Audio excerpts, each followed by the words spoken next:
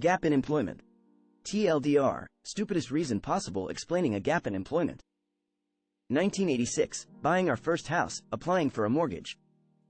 Young lady preparing all the paperwork to submit the loan application to the bank. We were told she was the best. Never had a loan turned down. We were to do as she said. We submitted pay stubs, tax returns, statements, employment history, etc., and tried to dot all the I's and cross all the T's. When we thought we were all done, she explained that we needed one more thing. I needed to write a letter explaining a gap in my employment. What? A gap? What gap? Well, it turns out that I had indicated in one of the forms I submitted that my last day of one job was a Friday, and my first day of the new job did not begin until the following Monday. I politely indicated that was nuts, there wasn't a gap, that was a weekend, which is a pretty normal thing. She insisted, however, that she was the GOAT, or the 1980s equivalent of the GOAT, and that we knew nothing about the process and she would not bet an eyed if we wanted our loan. Annoyed, I complied. I wrote a letter explaining the gap in my employment. To whom it may concern, about that gap in employment from Friday to Monday, I was engaged in running guns for the Nicaraguan rebels the entire weekend. Running guns for the Nicaraguan rebels was kind of a thing at the time, signed it and submitted it. Don't know if she ever read it or not, or even included it in the loan application package. We got the loan. Her record remained perfect. Bleeding IT dry. MC in the print hub.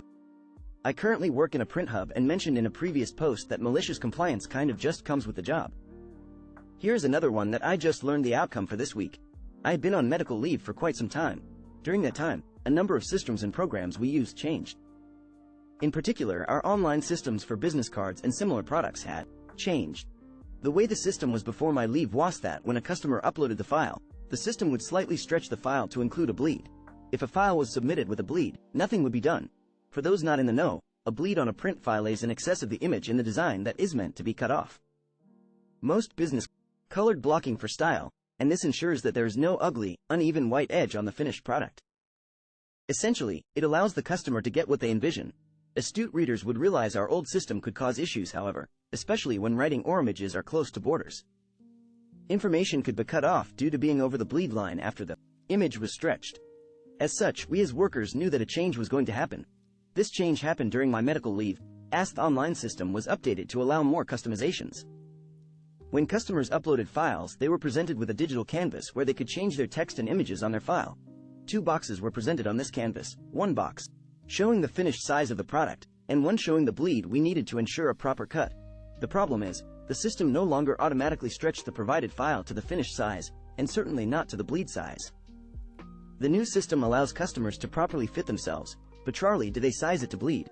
As such, when we print and cut the finished product, there is often this ugly white band on 2 of the sides. As the cutting system is all automated, and without those bleeds there were always problems. Additionally, our large guillotine cutter is constantly in use for orders that need it, and to reprogram it and interrupt orders to trim a millimeter off every order was unreasonable. My manager, who will be named D, brought this to the attention of the system admins and IT, but was pretty much dismissed. He was told to push those orders that did not have bleed into problem status, and they would take a look at the problem. Also to send a list of problem orders still not handled at the end of each week. When I returned to work 3 months ago, I was given a rundown of everything that was new, including this new problem. I followed this malicious compliance currently in progress, none the wiser to what D was doing, pushing the orders without bleed into problem status, which was quite a fair amount to be honest. I didn't really think much about it, however.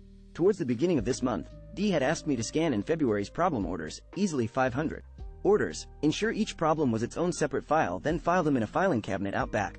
I've read, listened to horror stories about office scanning, but I don't really have an issue where I am as we have a high-capacity, automated scanner, so this was no issue. I did as I was told. In the folder they told me to put it in on the shared computer and then went to file it. There were over thousands of problem orders stuck in limbo due to this bleed issue in this filing cabinet. Not only did this likely make us look bad to head office, but the customers were probably pissed. When I asked D what was going on with this issue, he explained everything and informed me of his plan. It turned out IT intended to do nothing about this bleed problem.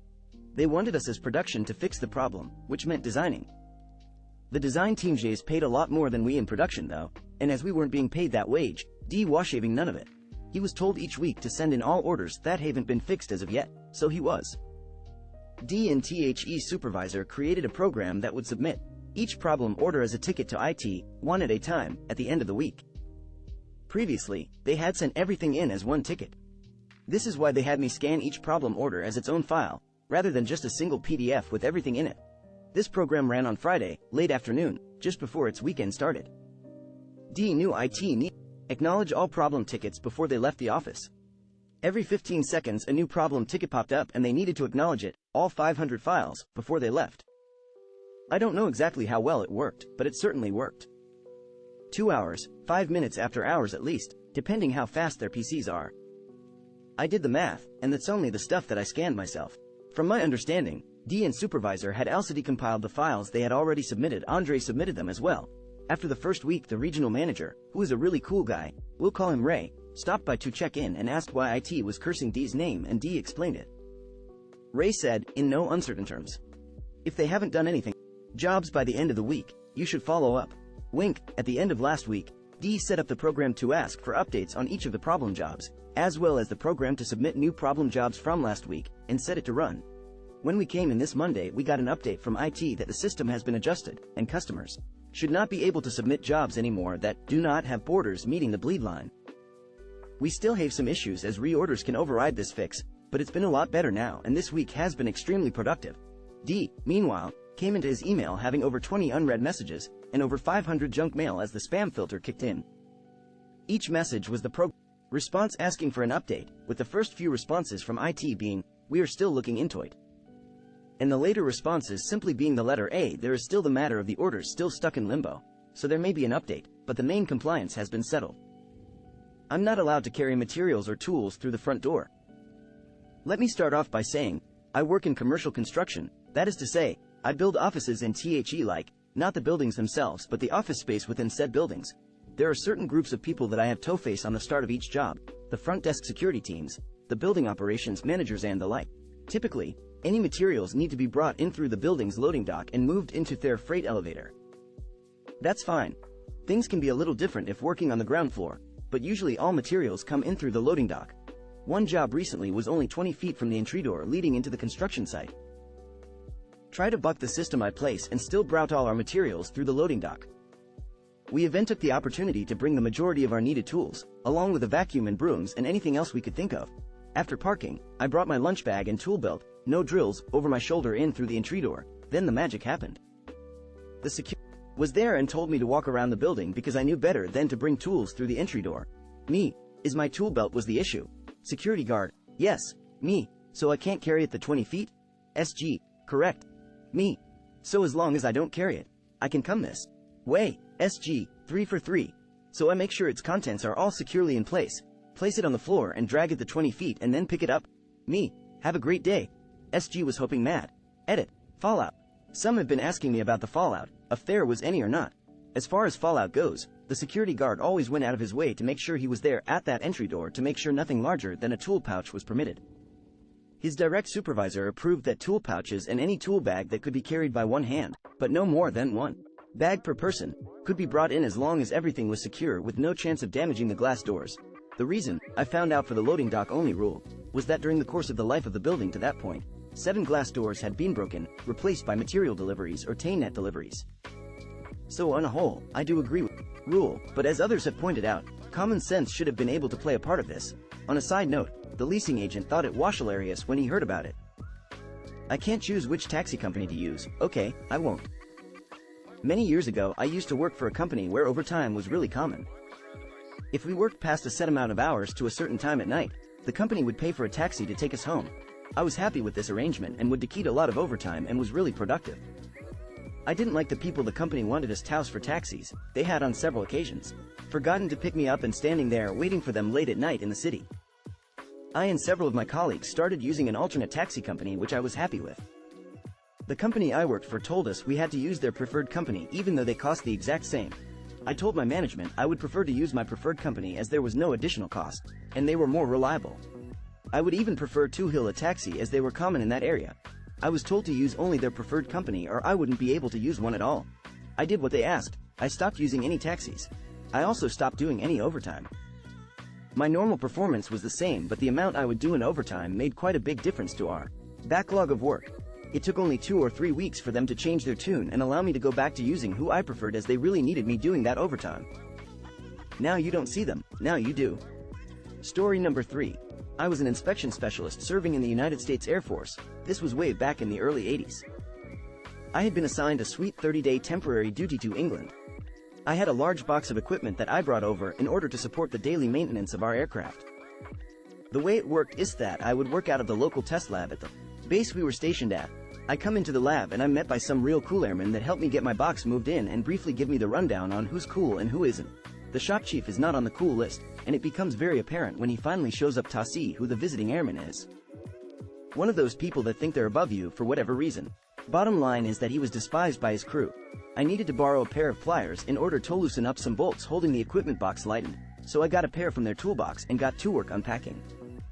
It was a Friday and I was eager to get done with it so I could sample the English culture firsthand.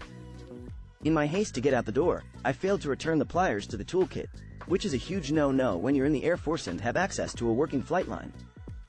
All tool shave to be accounted for at the end of each shift. This is to prevent a lost tool from either being left inside an airplane, or left on the ground just waiting to be sucked into the intake OFA jet engine. I get it and I'm good with the rule. Anyway, I had to come into the lab on Saturday, and I was told that the pliers were left out and are missing. Normal protocol demands that I report the missing tool to the dispatch office, and they'd shut down the flight line until either the tool was found elsewhere, or it was verified that it wasn't on the flight line. I decided to forego that part because I knew that the pliers never left the roomway we're in, and we were located well over a quarter-mile from the flight line. We, as in the guys assigned weekend duty, spent hours scouring that entire lab for those pliers. We moved everything out of a couple of the rooms, checked in every box and container, and even looked in all the desks. Except one. It was the shop chief's desk and it was locked up. I made the comment that we should X-ray his desk just to make sure. We had the capability to perform mobile X-ray inspection. Came back that Sunday and looked through everything again and still didn't find them. Monday comes and the shop chief asks if we had any luck finding the pliers. We told him no, and explained everything we did. He told us to try one more time, so off we go to repeat the process for the third time. However, as I was moving stuff in the room where I originally thought I lost the pliers, I spot them on the floor behind the wheel of a cart that I had moved out of that room 2 times before. I quietly let the crew know that I found them, and told them that the shop chief must have been holding them. So I picked them up and put them in my pocket, and told the crew to not say a word. Here's where the compliance comes in. We went ahead and cleared everything out of the room, as in totally empty. I called the shop chief over and told him that the room was cleared and we didn't find the pliers. He walks over to the door of the room, I'm tracking where his eyes go, looks in at the exact spot where he put the pliers, and literally jumps a bit like he was startled. Then I really start laying it on thick. I tell him that the only place we haven't looked was in his locked desk, and how I was tempted to X-ray it. But now we have to call dispatch since the pliers have been missing for over 2 days, that the flight line must be shut down, acting like I'm about to panic because we could damage an airplane and compromise the mission. I just let it rip, and I watched his face get redder and redder until finally he fesses up and admits to hiding the pliers. I laid into him a lecture about playing games, and how he started this game, and now he wants to whine when I played the same game with him. Now keep in mind that this jerk outranked me, but he realized I had him by the alls because IFHE went after me for some kind of insubordination. Then he'd have to explain a tool gone missing for over 2 days without reporting it. So in the end I was a hero to the crew, and the shop chief left me alone for the remaining 27 days he was there.